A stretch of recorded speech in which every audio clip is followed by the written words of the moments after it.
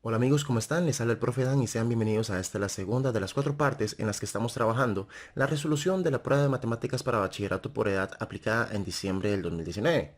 Así que, para no hacerlos esperar, continuemos por donde lo hemos dejado. Aquí dice que para contestar los ítems 16, 17 y 18, considere la siguiente información, la cual corresponde a un plano cartesiano y 4 figuras enumeradas del 1 al 4. Dice ejercicio 16. Considere las siguientes proposiciones suponiendo que la figura 2 es el resultado de aplicar una transformación a la figura 1. Es decir, que partiendo de esta figura 1 se ha aplicado una cierta transformación, ya sea una traslación, una reflexión, una homotesia, una rotación. Cualquiera de ellas o alguna de ellas se ha logrado obtener esta figura 2, de la cual, si nos fijamos con cuidado, podríamos ir asociando el orden de los puntos.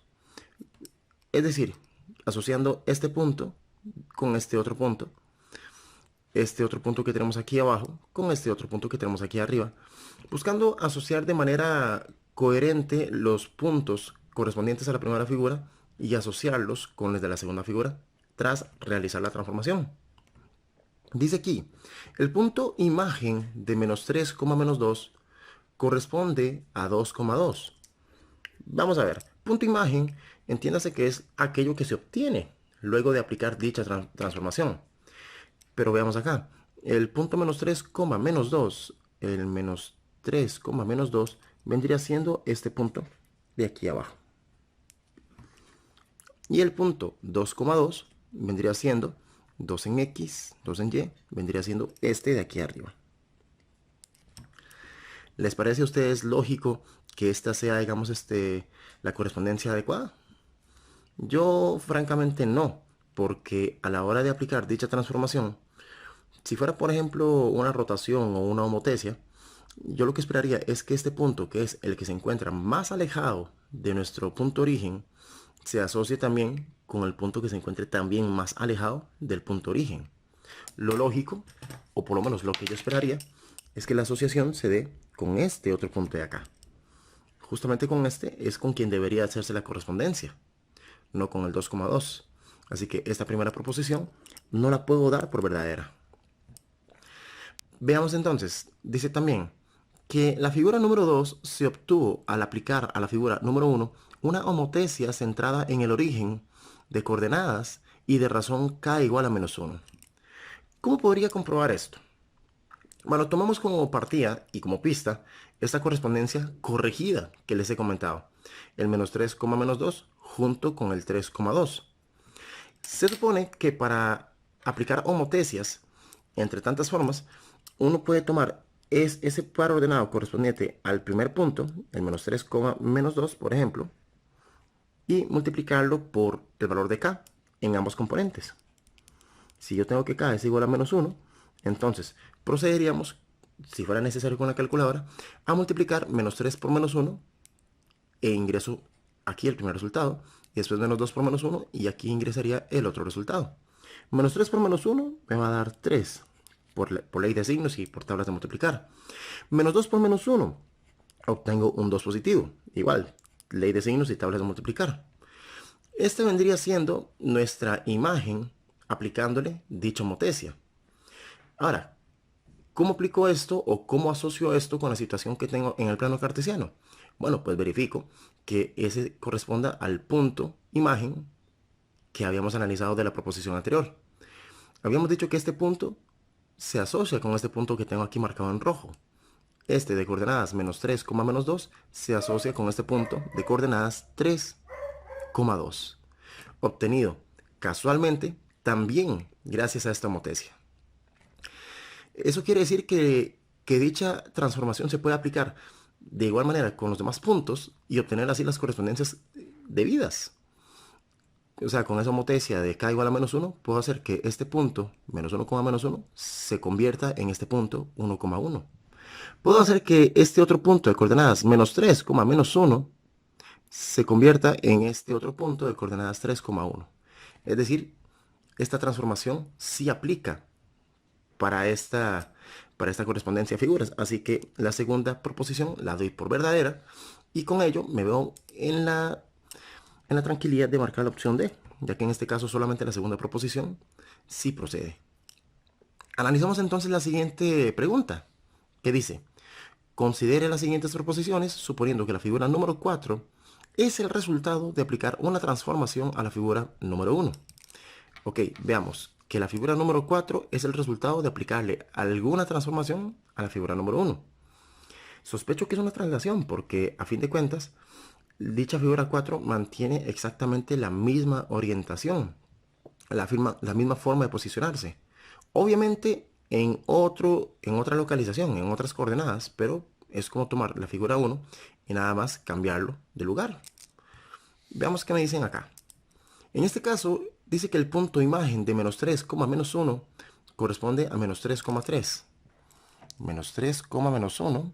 Si alcanzan a ver aquí, menos 3, menos 1, estamos hablando de este punto de acá.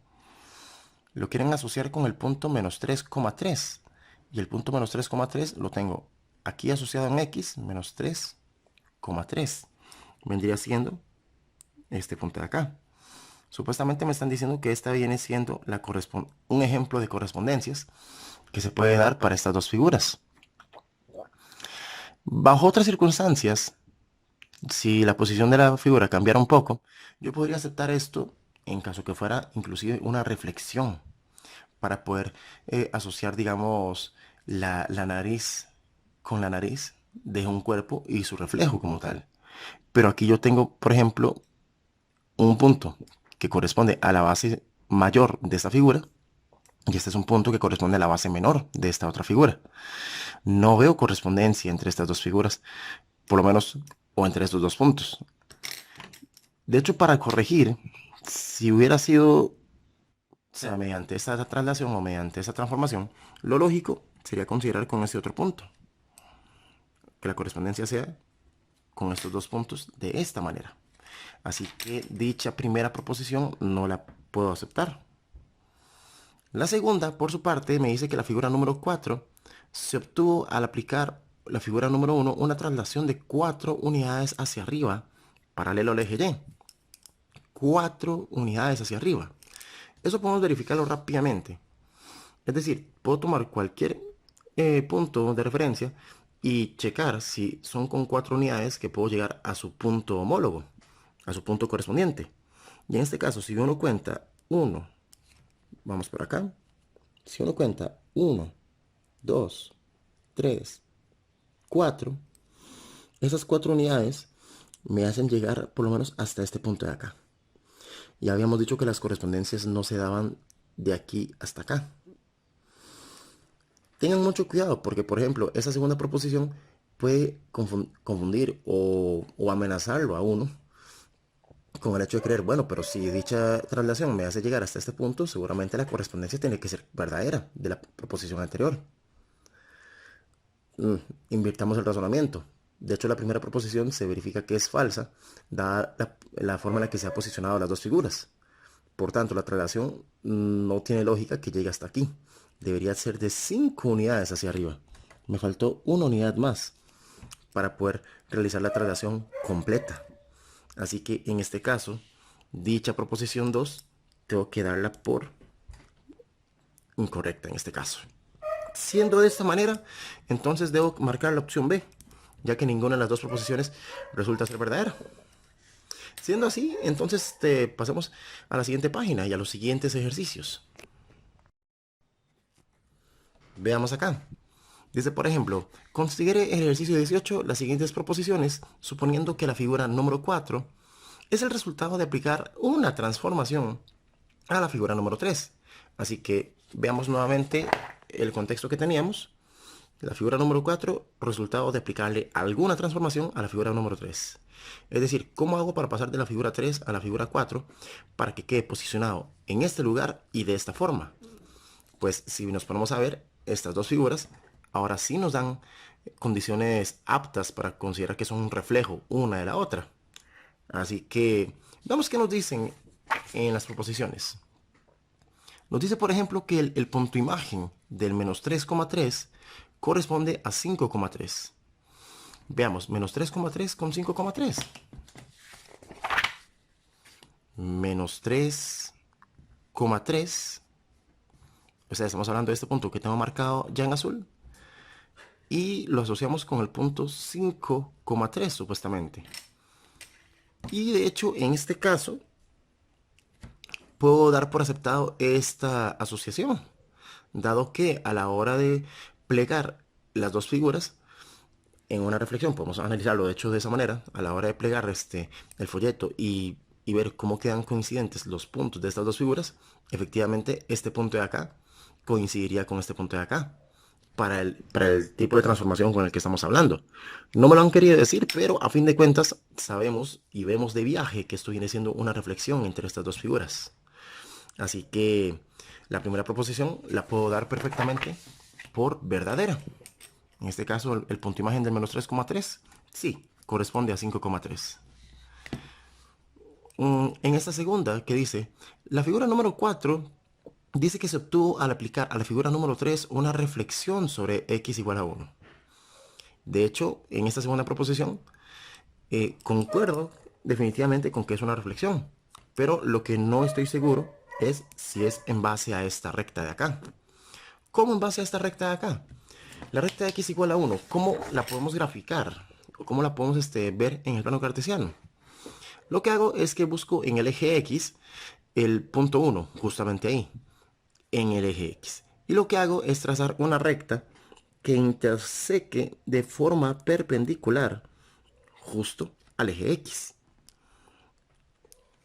Esta recta que tengo acá es la que llamaría recta x igual a 1.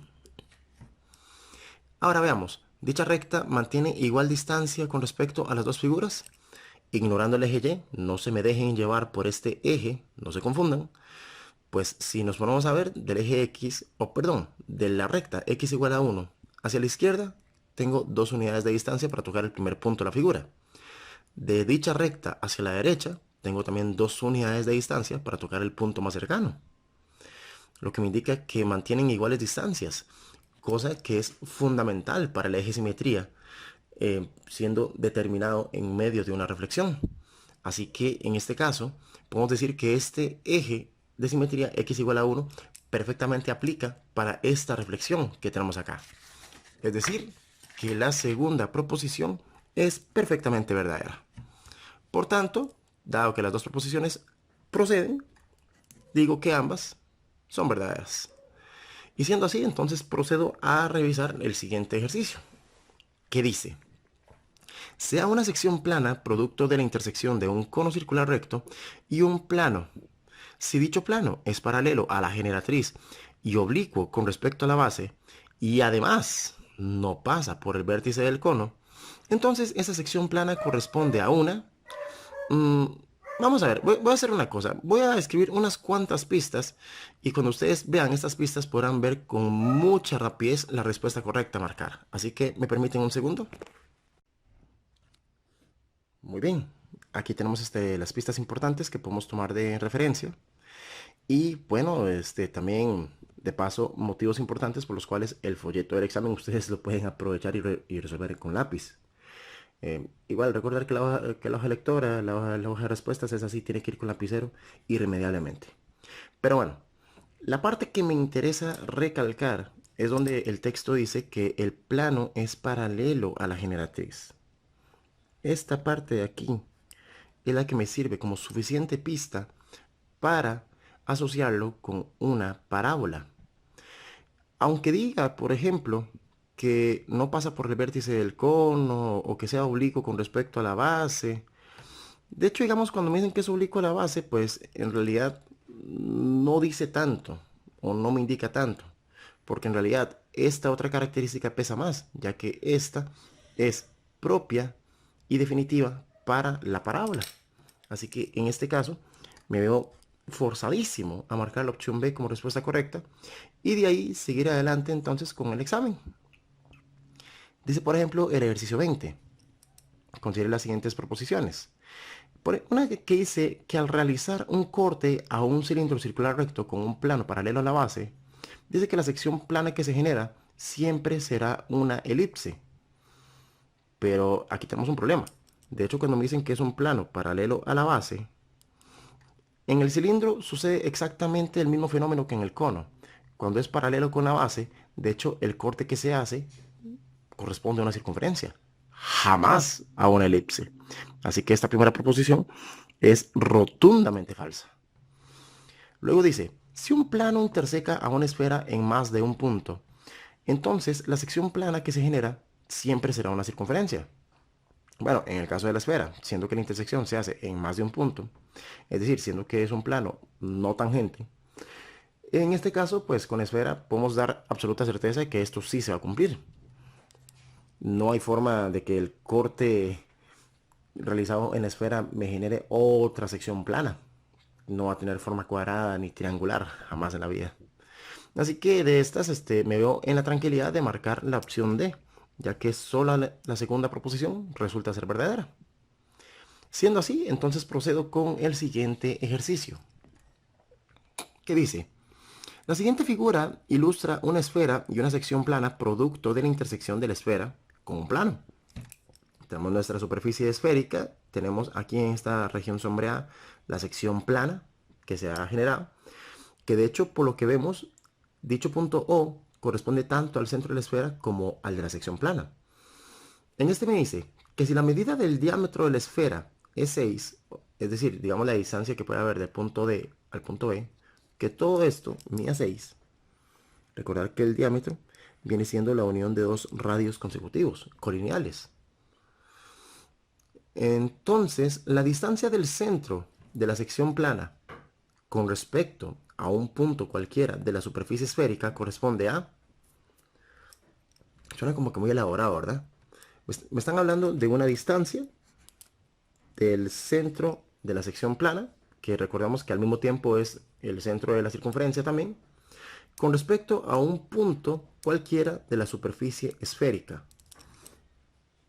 Todo esto que me están diciendo acá corresponde al concepto de radio. Y el radio, con respecto al diámetro, viene midiendo su mitad.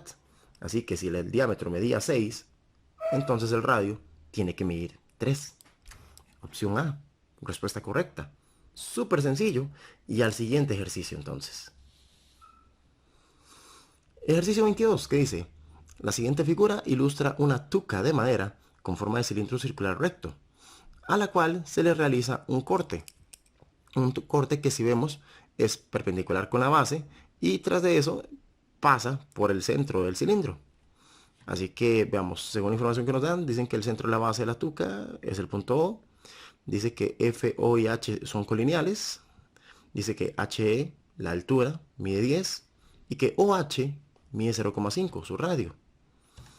Vamos a ver, que si el corte divide a la tuca en dos partes iguales, entonces, ¿cuántos metros cuadrados tiene ese corte? Hablando, por ejemplo, sobre ese rectángulo que se genera al realizarle dicho corte. Dicho rectángulo, sobra decir que su altura va a ser de 10 metros, pero sí es de mucho cuidado notar que su base no va a corresponder solamente a OH, sino que también a la unión de OH con OF, HF completamente. Donde que si una parte medía 0,5, la otra también. Y en conjunto, toda la base mediría 1 metro. Para estos efectos, recordemos que si vamos a calcular los metros cuadrados que tiene un corte, estaríamos refiriéndonos al área. Y en este caso, el área de un rectángulo, no perdamos de vista que esta correspondía a base por altura, o a largo por ancho, como le quieran llamar. En otras palabras, al producto de 1 por 10, que sobra decir, de verdad, sobra decirlo. Así que voy a continuar con el siguiente ejercicio. Veamos acá. ¿Qué dice ahora para responder los ítems 23 y 24? Considera la siguiente información referida a las funciones f y g. Tenemos nuestras gráficas para estas dos funciones. La gráfica de f, que esto parecería ser una flecha, si no me equivoco. Entonces pareciera que continúa infinitamente hacia la izquierda o hacia arriba, como lo quieran ver.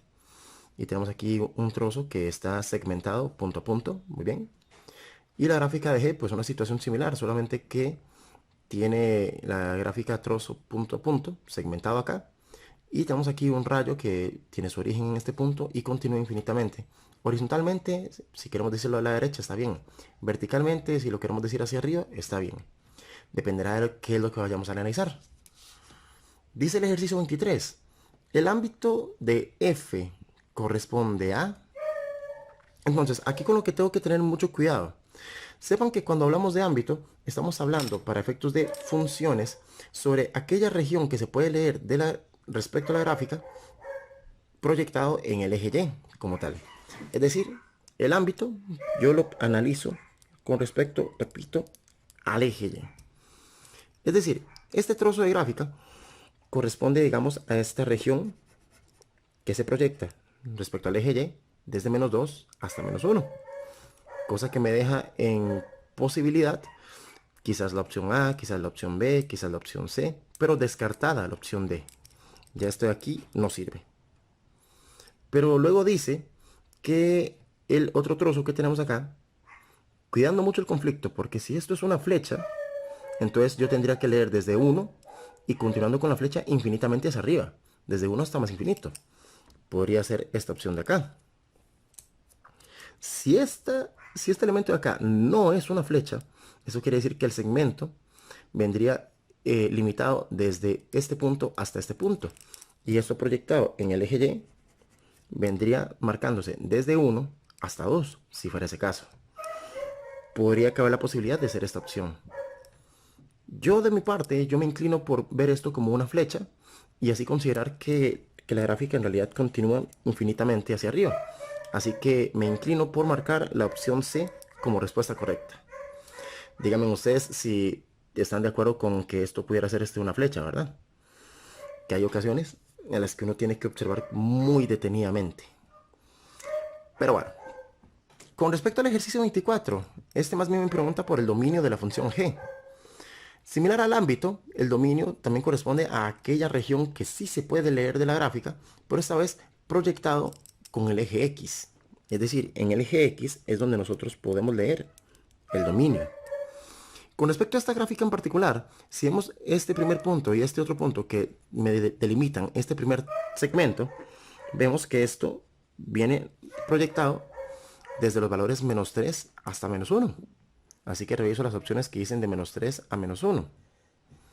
Solamente que aquí tengo un serio problema. Se supone que estos puntos están debidamente marcados, completamente cerrados.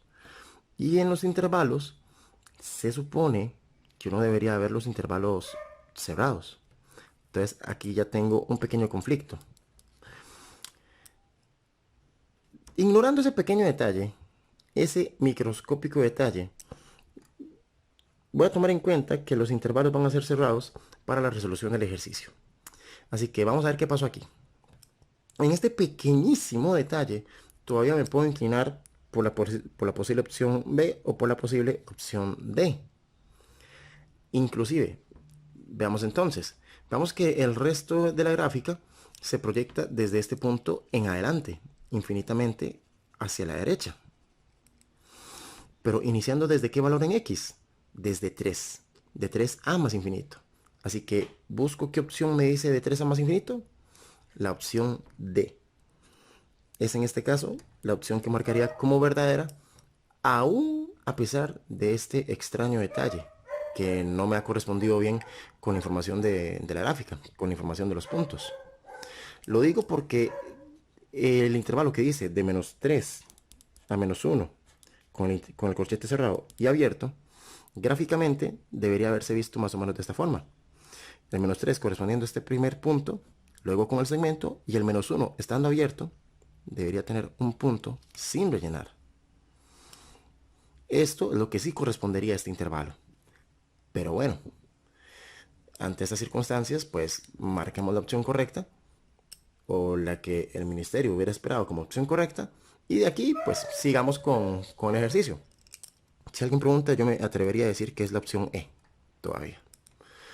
Muy bien, ejercicio 25, que dice, considera las siguientes proposiciones referidas a la función f dada por f, que va, digamos, de un conjunto hasta este otro conjunto. Este primer conjunto que lo asociamos siempre como si fuera dominio, y este otro conjunto que lo asociamos como si fuera ámbito.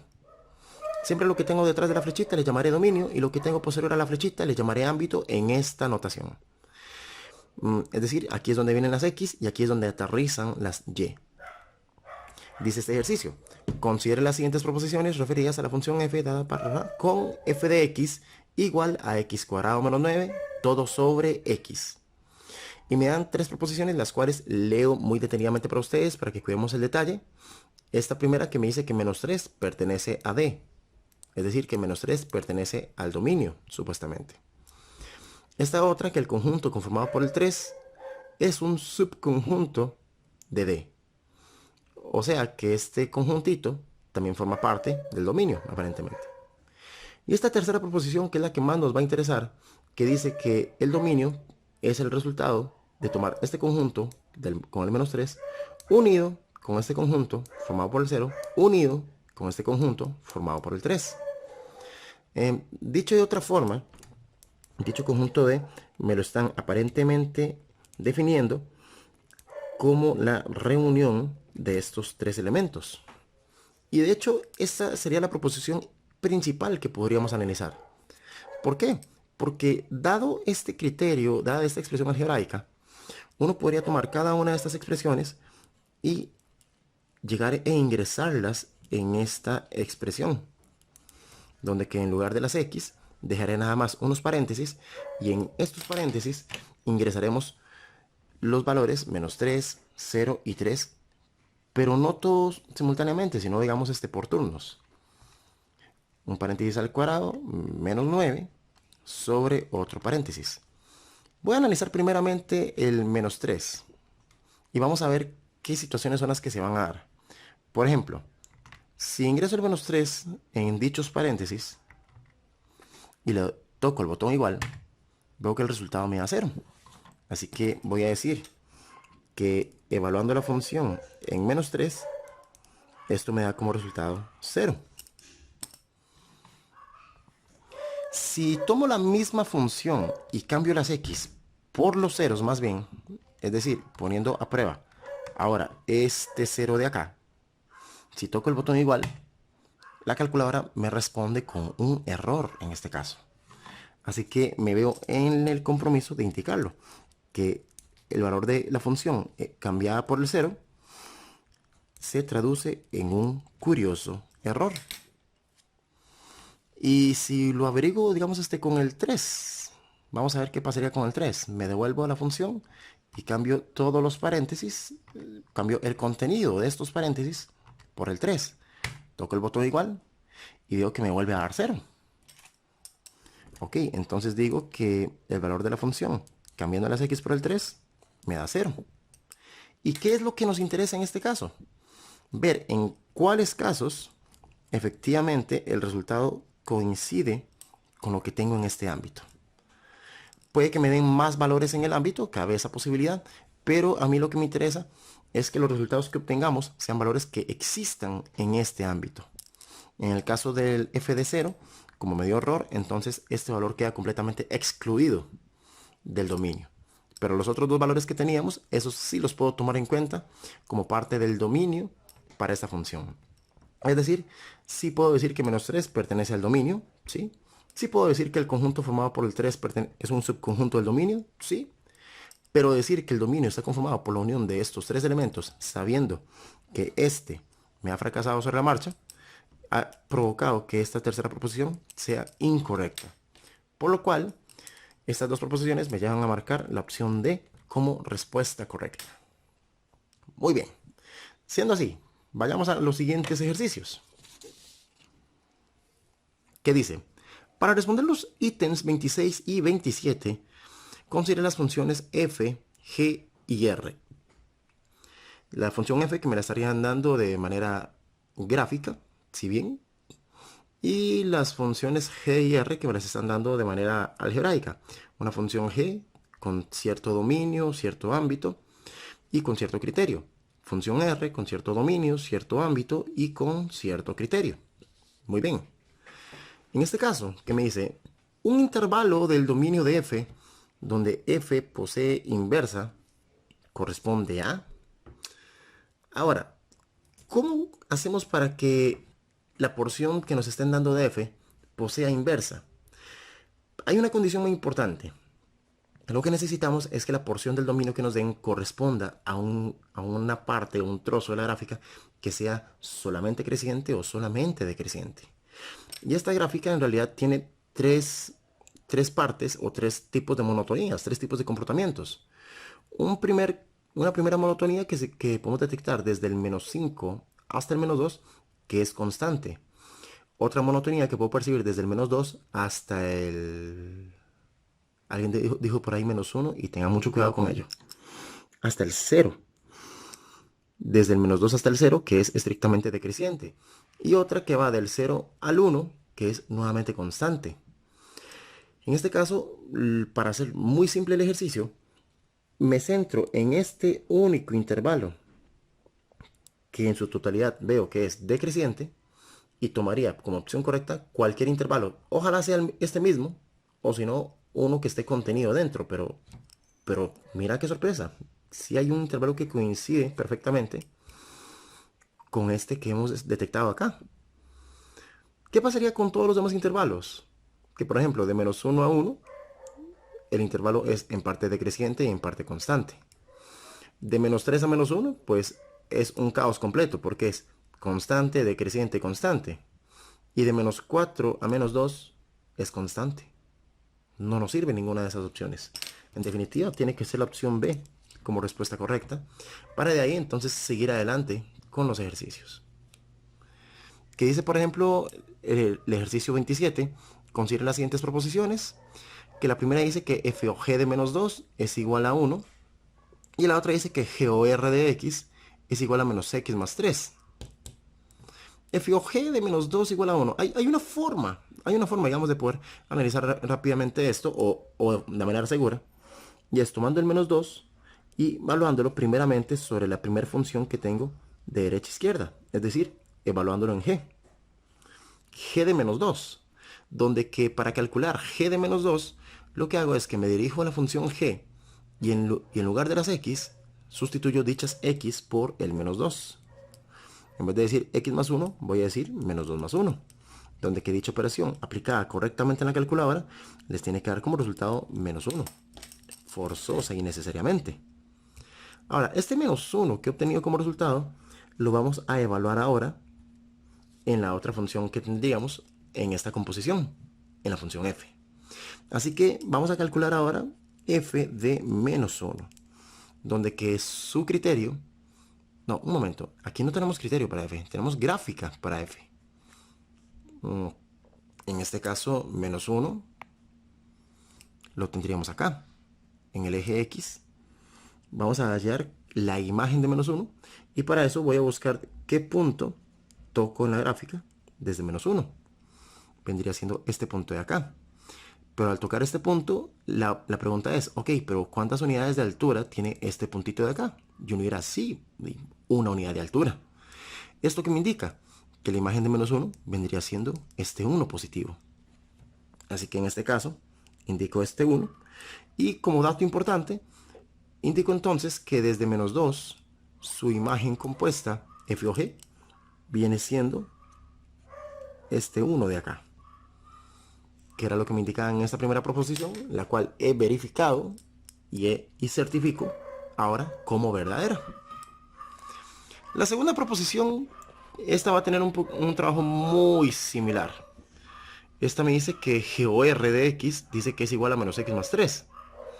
Entonces tenemos que ver GOR de x igual a -x más 3. La función g y la función r las tenemos acá. Y vamos a tomar un valor aleatorio para poder analizar estas dos proposiciones, o perdón, estas dos funciones. Voy a tomar, por ejemplo, un valor en x que sea x igual a 29. Y voy a calcular primero r de 29. ¿Por qué lo evalúo primeramente en r? Porque esta segunda proposición, la función más cercana que tengo es r. Así que voy a trabajar primero con este. R de 29 sería decir -x más 2. Sería decir -29, o al opuesto 29, más 2. Que en este caso nos da como resultado -27. Si lo analizamos correctamente con la calculadora. Luego, que si tomamos, por ejemplo, este resultado y lo evaluamos ahora en g, el g de menos 27 vendría siendo tomar el x más 1, o sea, el menos 27 más 1. Y en este caso, el resultado de esta operación vendría dándonos menos 26. Igualmente lo pueden verificar en la calculadora. Por lo menos hasta este punto, puedo dar certeza de que la imagen GOR de 29, que fue el valor que he puesto a prueba, viene siendo o vendría siendo menos 26 bajo estas circunstancias. Ahora la situación está en verificar si lo que tengo en esta proposición, evaluado también en el mismo 29, ¿será que nos dará otra vez menos 26? Entonces habría que ver. Vamos a tomar esto para acá. La función dice que es GOR de x igual a menos x más 3. Así que trabajando todavía con el x igual a 29, habría que ver qué pasa con GOR de 29, el cual sería el opuesto de 29 más 3. Y esto aplicado en la calculadora, van a ver que les va a dar un resultado de menos 26. Fíjense que los resultados son exactamente los mismos. Y ha sido utilizado con un valor bastante aleatorio o bastante arbitrario. Donde que si ustedes lo hubieran puesto a prueba, inclusive con cualquier otro número que los hubiera identificado a ustedes, se hubieran dado cuenta que igual hubieran llegado a esta misma conclusión de que el resultado coincidirían bajo este análisis y bajo esta comprobación. Así que esta segunda proposición vendría siendo verdadera. De hecho, podría reducir mucho trabajo marcando ya la opción D desde este punto. ¿Por qué? Porque acabo de verificar que las primeras dos proposiciones, la 1 y la 2, son verdaderas. Pero ¿qué pasa con la proposición 3 que dice que es factible efectuar la composición de R o G? Pues les cuento que para hallar, digamos, o para verificar que la composición sea factible, es necesario normalmente checar que el dominio de la primera función que me dan sean ojalá igual al ámbito de la segunda función que me dan. Reviso con ustedes rápidamente este detalle para que chequen. Aquí ya nos habían dado el dominio y aquí ya nos habían dado el ámbito. El dominio, bueno, perdón, disculpen, el dominio de G y el dominio de R. Y con estos criterios podremos construir los valores que corresponden al ámbito. ¿De qué manera? Visualícenlo de esta forma. Básicamente los valores que tenemos en estos intervalos vamos a desplazarlos o vamos a sumarles una unidad a cada uno de ellos. Lo que provocaría que, por ejemplo, este conjunto P se venga determinando de menos 5 a 1. ¿Por qué? Porque menos 6 más 1 da menos 5. Y 0 más 1, evidentemente, sobra decirlo. Pero con respecto a este otro caso, el 2,8, para poder traducirlo en A, entonces aquí tendríamos que considerar primero a los opuestos de cada uno de ellos y luego sumándole 2 unidades. Aquí con un poquito de cuidado, el opuesto de 2 es menos 2.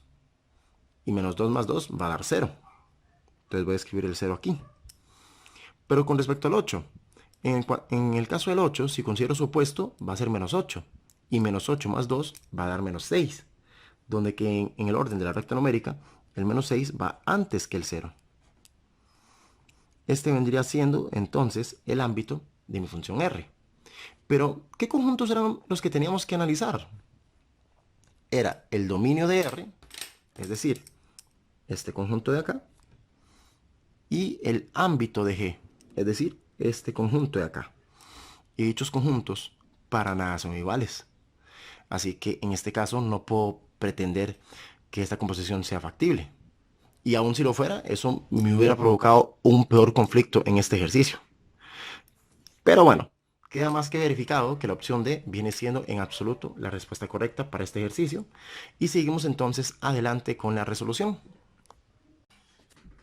Vamos a ver. Dice el ejercicio 28 que si la inversa de f de x es igual a x menos un medio, dice que es de la forma f menos 1 de x igual a ax más b. Esperamos el enfoque. Entonces, ¿se cumple qué? Y bueno, vean que aquí se me presentan diferentes posibles valores para cada una de estas expresiones, para A y para B. De hecho, estas expresiones podríamos traducirlas, les explico de la siguiente manera.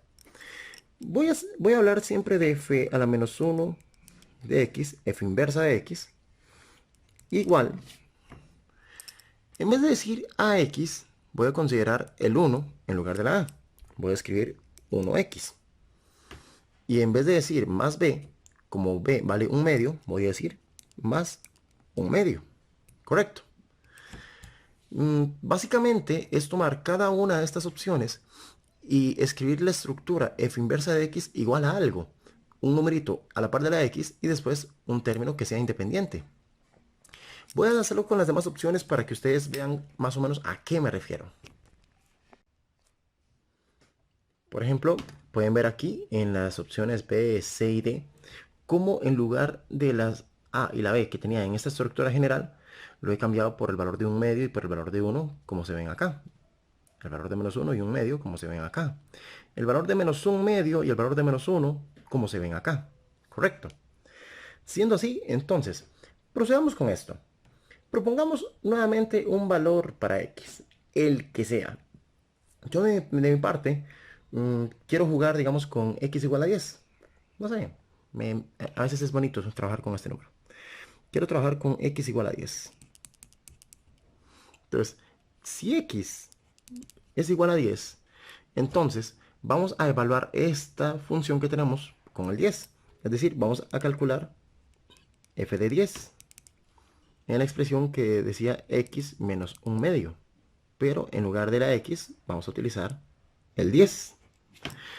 Esto, si lo aplicamos en la calculadora, la expresión 10 menos 1 sobre 2, esto nos vendría dando como resultado 19 medios.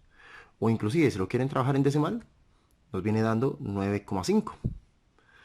Entonces vamos a decir que yo voy a poner el 9,5. El 9,5. Este 9,5 lo voy a utilizar ahora de referencia para cada una de estas funciones de acá. ¿Por qué? Porque sucede lo siguiente. En f tendríamos, como bien visto, el par ordenado 10,9.5. 10,9.5. Tenemos conocimiento de que este par ordenado pertenece a la gráfica de f. Pero sucede que con las funciones inversas, los pares ordenados se invierten.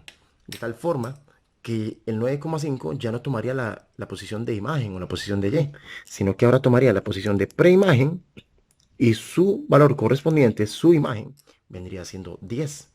Y este sería un par ordenado que podríamos encontrar con toda certeza en la función inversa. ¿Esto qué quiere decir? Que si me pongo a probar ahora con x igual a 9,5, esto significa que en alguna de estas opciones, a la hora de evaluar la x como 9,5, me tiene que dar como resultado nuevamente el 10. Yo les daría un chance, así como he probado con esta función de acá, que ustedes lleguen y en cada una de las opciones tomen la estructura de, por ejemplo, la opción A, 1 con paréntesis más 1 sobre 2 e ingresen, digamos, el valor que estaremos poniendo a prueba. En este caso, el 9,5 que tengo justamente acá. Si el resultado me vuelve a dar 10, entonces eso lo puedo dar como suficiente respuesta correcta. Que de hecho parece que sí. Así que en este caso, indico que en esta opción he obtenido nuevamente el 10, que correspondía al número que yo había escogido desde un inicio. ¿Qué hubiera pasado con las demás opciones? Permítanme un segundo, voy a verificarlas. Si ustedes las quieren revisar, pues pueden hacerlo también. Así que vuelvo ahorita con ustedes. Y listo, ya volví con ustedes. Pueden ver muy detenidamente que en cada de estas opciones, si no me equivoco, vemos que todas estas opciones me retornan resultados que en definitiva no tienen relación con la X que yo había escogido desde el puro inicio. Así que por absoluta certeza, marco entonces la opción A, que es la que me lleva con claridad a la respuesta correcta, que viene siendo esta estructura como función inversa de f. Muy bien. 29 entonces. ¿Qué dice? Si f está determinada por una función f cuyo dominio va de 7 más infinito y un conjunto p que no sé cuál es como su ámbito, con un criterio que dice f de x igual a raíz, bueno, 2 veces raíz de x menos 3 más 1. Muy bien. Entonces el dominio de la inversa de f, en este caso corresponde a... Vamos a ver. Tendríamos que en primera saber cuáles son las imágenes que se pueden obtener del 7 y del más infinito para así construir su ámbito. Lógicamente no va a ser tan trivial o tan directo como en otros casos que lo hacíamos mentalmente. Aquí vamos a tener que cambiar la x por el 7 en dicha estructura. Así que procedo con la calculadora a ir construyendo la expresión 2 raíz de, y en vez de decir x menos 3, voy a decir 7 menos 3. Salgo de la raíz y escribo el más 1. Y luego procedo con el botón de igual, que en este caso me dice que da 5. Pareciera que a partir de este punto ya no debería haber sospecha y ya debería ir marcando mi opción D, porque es la única que me refleja este 5 de acá. Voy a tenerlo marcado mientras tanto, pero de paso les voy a indicar unos cuantos detalles importantes. En el caso del más infinito, darles conocimiento que con la imagen del más infinito, para no complicar mucho la historia de este, depende mucho del signo que tenga, la expresión que tenga fuera de la raíz. Si el signo que tengo fuera de la raíz es positivo, entonces la imagen del infinito vamos a asumir inmediatamente que es otro infinito positivo. Si de repente el signo externo a esta raíz hubiera sido negativo, entonces la imagen del más infinito hubiera sido menos infinito. Hubiera sido ese caso. Pero, como no lo fue así, entonces me voy con estos dos elementos y con estos dos resultados construiríamos ahora sí el ámbito de mi función f, que vendría siendo de menor a mayor de 5 a más infinito. Es más, siendo claros, esto me dice entonces que la función f que teníamos, su relación completa vendría dándose de esta manera, con este dominio y con este ámbito. ¿Por qué me dio por marcar directamente la opción D si este viene siendo el ámbito? Y aquí lo que me preguntaban era el dominio de la inversa de f. Ah, pues justamente porque lo que me están pidiendo no es información de la función f original, sino de su inversa. Y en la función inversa sucede que lo que teníamos como ámbito se convierte en dominio. Y lo que teníamos como dominio se convierte en ámbito. Así que esto que tenemos acá corresponde a la información real para la inversa de mi función f. Aquí está el dominio que me estaban pidiendo. Así que reitero y reafirmo la opción D como respuesta correcta en este caso. Ok, entonces vamos al ejercicio 30 para ir aterrizando. Dice, considere las siguientes proposiciones referentes a las relaciones R y Q. Para ahorrarme la lectura, les explico más o menos qué es lo que sucede acá. Resulta que de esta relación Q, cuya fórmula me dicen y igual a x cuadrado menos 9, me dan valores, digamos, en este caso, de un intervalo de menos 3 a 3, y tendríamos que verificar que todos los resultados que hay entre estos dos valores, sus resultados en esta fórmula me den siempre 0, que son las opciones que me dan en este conjunto E de acá. Es decir, necesito averiguar qué pasa si x toma el valor de menos 3, qué pasa si x toma el valor de 3, e inclusive, qué pasa si x tomara un valor intermedio entre ellos. Por decir algo, x igual a 0. Por decir una cosa. Tendría que averiguar cuál va a ser el valor de y en cada uno de esos casos. Y para eso, tendríamos que verificar con la calculadora el resultado de cada una de estas operaciones, siempre recomendándole al estudiante que la sustitución que haga con las variables la consideremos con un paréntesis. En este caso, un paréntesis al cuadrado menos 9, para averiguar qué se obtiene al aplicar, por ejemplo, menos 3 al cuadrado menos 9. Así que si toco el botón igual, vean que nos da 0. Así que si x vale menos 3, entonces y vale 0. Ok, en este caso empezamos bien. Si x es igual a 3 positivo, entonces tendría que revisar borrando el negativo y tocando el botón igual. Vean que nuevamente me está dando 0. Así que y nuevamente da 0. Todo bien. Pero como me lo están dando en forma de intervalo, tengo que cuidar que no solamente analizo los valores que tengo en estas cotas o en estos límites, sino también en los valores intermedios que pueden haber entre ellos. Por ejemplo, el 0. ¿Qué pasa si lo cambio entonces la x por el 0? Aquí ya tengo un problema. Aquí el resultado me estaría dando menos 9. Y necesitaba que todos los resultados siempre fueran valores correspondientes a este ámbito. Pero gracias a esta situación, gracias a este caso, me veo en el compromiso de descartar esta expresión como una función. Ya esto ya no corresponde a una función. Veamos este otro caso. Sea A, tenemos este otro conjunto menos 1,0 y B, el otro conjunto que va con 0,3, 0 y 3, y una relación R, cuya fórmula ahora es y igual a menos x más 2. Es decir, con lo que vamos a trabajar ahora es con la expresión de menos x más 2. ¿Pero qué valores son los que vamos a probar en este caso? Bueno, dado el orden de los conjuntos que me dan, voy a probar primero los valores que hay en el conjunto A. Voy a decir, probar con x igual a menos 1 y probar con x igual a 0. Y verificar qué resultados obtengo en y en cada caso. Si x es igual a menos 1, entonces voy para acá. Si x es igual a menos 1, entonces al darle el botón igual, obtengo un 3. Y siempre debo preguntarme si los resultados que obtengo están en dicho ámbito o en dicho conjunto de llegada. En este caso, sí. Ahora, ¿qué pasaría con el caso del 0? Entonces, borro donde tenía el menos 1 y en lugar de la x coloco un 0 y toco el botón de igual. Y me dice que obtengo como resultado 2. Aquí tenemos un problema, porque se supone que el resultado que obtengo debe estar presente en alguna de estas posiciones. Pero como no se está dando de esa forma, entonces tengo que decir que esta relación no se logró cumplir. Y por tanto, la relación completa no me cumple las condiciones necesarias, por lo menos en este caso algebraico, para poder considerarla una función.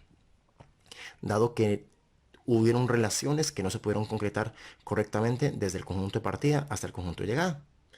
Así que, dadas estas situaciones, me veo en el compromiso de indicar que ninguna de estas situaciones anteriores corresponden a una función, marcando la opción B como respuesta correcta y dejando esta resolución de momento hasta acá. Agradeciéndoles grandemente la compañía que me han regalado en todo este video y en videos anteriores también. Así que un pulgar arriba no está de más. Nunca está de más ahí que me regalen ese pulgarcito arriba. La suscripción para los que aún no están siguiendo este canal y también el poder compartirlo con amigos y compañeros, familiares y vecinos que conozcamos que se están preparando para estos exámenes. Igual, recordar que la caja de comentarios siempre está habilitada para lo que son consultas, dudas, comentarios lógicamente. Y pues alternativas a la resolución de algunos ejercicios que ustedes conozcan, que sean también viables, bienvenidas son. De ahí todos estamos en la posibilidad y en la capacidad de aprender de diferentes fuentes. Así que, sin más, yo de mi parte parto para la preparación de más videos, ahora de tercer ciclo, también para ir apoyando de forma equilibrada a los demás estudiantes. Más adelante, ya pronto tendríamos más videos de bachillerato, completando estas series de bachi por madurez y bachi por edad, preparándonos para estas convocatorias que tenemos a cercanas fechas, y bien. No tengo nada más que decir, señores. Me despido, les habla el profe Dan y siempre clamo y les exhorto y les motivo para que sigan adelante con el estudio.